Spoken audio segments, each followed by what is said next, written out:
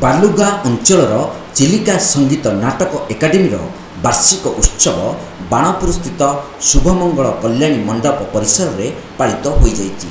मुख्य अतिथि भाव में नाट्यकार तथा निर्देशक डॉक्टर सुरेंद्रनाथ दास, मुख्य वक्ता संग्राम केसरी साहू, सम्मानित अतिथि भाव में साहित्यिक बालमुकुंद दास, वरिष्ठ सांबादिक नृसिंह प्रसाद मिश्र, रवींद्रनाथ मानसिंह प्रमुख जोगदे ଏହି ଅନୁଷ୍ଠାନର ଓଡ଼ିଶୀ ନୃତ୍ୟର କିପରି ପ୍ରସାର ପ୍ରଚାର ହେବ ସେ ସମ୍ପର୍କରେ ଉଦ୍ବୋଧନ ଦେଇଥିଲେ।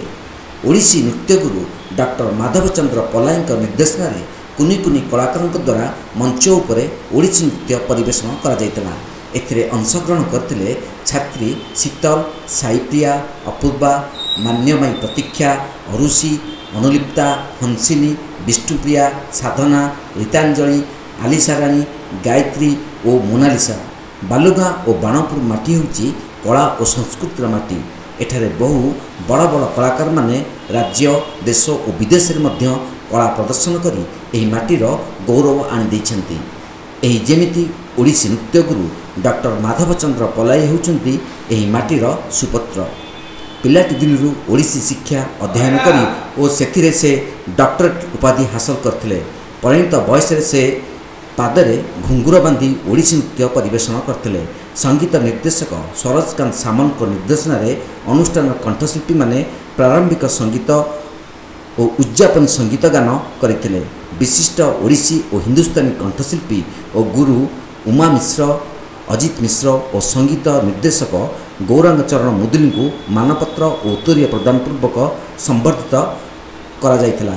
ଏହି ଚିଲିକା ସଙ୍ଗୀତ ନାଟକ ଏକାଡେମୀର ସଭାପତି ଭିକାରୀ ଚରଣ ପ୍ରଧାନ ଓ ସମ୍ପାଦିକା ସୁନିତା ଜେନା ଓ ସହ ସମ୍ପାଦକ ବିରଞ୍ଚି ନାରାୟଣ ପ୍ରଧାନ କାର୍ଯ୍ୟକ୍ରମକୁ ସୁଚାରୁରୂପେ ପରିଚାଳନା କରିଥିଲେ। ନୃତ୍ୟ କରି ଆପଣଙ୍କର ବିଭିନ୍ନ ଜାଗାକୁ ମଧ୍ୟ ଯାଉଛନ୍ତି। କଟକ, କାଲକାଟା ଏବଂ ନିକଟରେ ଆମର ବୋଇତ ବନ୍ଦାଣ ପ୍ରତିବର୍ଷ ମଧ୍ୟ ପ୍ରୋଗ୍ରାମ ଯାଉଛନ୍ତି ଏବଂ ବିଭିନ୍ନ ଅନୁଷ୍ଠାନର ଯେତେବେଳେ କାର୍ଯ୍ୟକ୍ରମ ହେଉଛି ମଧ୍ୟ ଆମ ପିଲା ଯାଇ ସେଠି ନୃତ୍ୟ ପରିବେଷଣ କରୁଛନ୍ତି।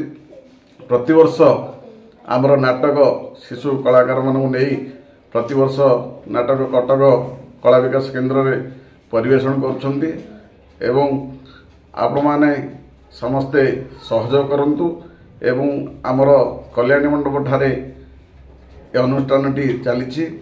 ଯଦି ଆପଣମାନେ ଚାହିଁବେ ଏଠି ଆଡ଼ମିସନ୍ କରି ଆପଣ ମଧ୍ୟ ପିଲାମାନଙ୍କର ଭବିଷ୍ୟତ ପାଇଁ ଏଠି ନୃତ୍ୟ, ନାଟକ, ବିଭିନ୍ନ ପ୍ରକାର ସଙ୍ଗୀତର ପରିବେଷଣ କରାଯାଉଛି ଏବଂ ଶିକ୍ଷା ଦିଆଯାଉଛି। ତେଣୁକରି ଆପଣଙ୍କୁ ଅନୁରୋଧ, ଯଦି ଆପଣଙ୍କର ପିଲାଙ୍କର ଭବିଷ୍ୟତ ପାଇଁ ଇଚ୍ଛା କରୁଛନ୍ତି ତାହେଲେ ଆପଣଙ୍କ ଆଡ଼ମିସନ୍ କରନ୍ତୁ। ଯେତେବେଳେ ମୁଁ ମୋର ଅବସର ପ୍ରାପ୍ତ ସମୟ ଆସିଲା, ମୁଁ ନିଜେ ଅନୁଭବ କଲି ମୋ ଜନ୍ମ ମାଟି ଯେ କି ବାଣପୁର ଓଡ଼ିଶାର ଗୋଟେ କଳାର ଗନ୍ତାଘର। ଯେଉଁ ବାଣପୁରରେ ପଶ୍ଚିମରେ ମା ଭଗବତୀ, ଦକ୍ଷିଣରେ ଉମା ମହେଶ୍ୱର, ପୂର୍ବରେ କଳିଯୁଗେଶ୍ୱର ଏବଂ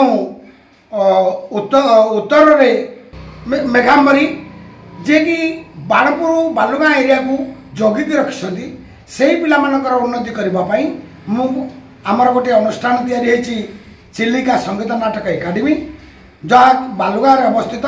ସେଇଠି ପିଲାମାନଙ୍କୁ ମୁଁ ଦୀର୍ଘ 4 ବର୍ଷ ହେଲା ନୃତ୍ୟ ଶିକ୍ଷା ଦେଇକି ଆସୁଛି ଏବଂ ସେହି ପିଲାମାନେ ଓଡ଼ିଶା ସଙ୍ଗୀତ ନାଟକ ଏକାଡେମୀ ଅଣ୍ଡରରେ ପରୀକ୍ଷା ଦେଇ ଡିପ୍ଲୋମା ହାସଲ କରୁଛନ୍ତି। ମୁଁ ଓଡ଼ିଶା ଚିଲିକା ସଙ୍ଗୀତ ନାଟକ ଏକାଡେମୀ को बिलोंग करे। मु दीर्घ 4 वर्ष है एठी स्टूडेंट हिसाब रे नृत्य शिखुची। मो गुरु होउचंती नृत्याचार्य गुरु डॉक्टर माधव चंद्र पल्ली। मु ओडिशा संगीत नाटक एकाडेमी अनुकूल रे प्रत्येक वर्ष परीक्षा देउची आ मते प्रत्येक वर्ष गोटे सर्टिफिकेट भी मिलुची, जहा द्वारा मु निजको धन्यवादी माने करूची। चिलिकारू बिरंची प्रधान को रिपोर्ट तीर्थक्षेत्र लाइव।